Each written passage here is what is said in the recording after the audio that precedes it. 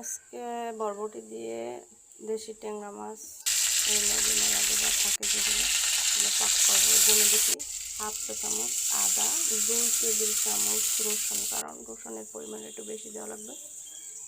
তারপর দেব হলুদের গুঁড়ো একটু বেশি 2 চামচ, কারণ সবজি দিব তো। এই মরিচের গুঁড়ো 1 চামচ।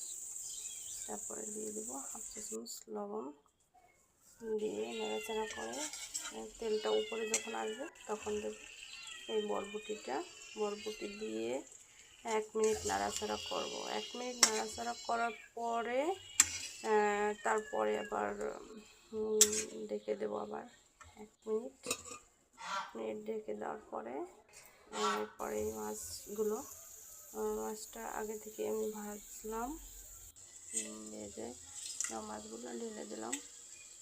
মাছ দেওয়ার পরে এতে মিশিয়ে দিতে হবে তরকারির সাথে। তারপরে এই যে সবজিটা যতটুকু অতটুকু পরিমাণ পানি দিতে হবে।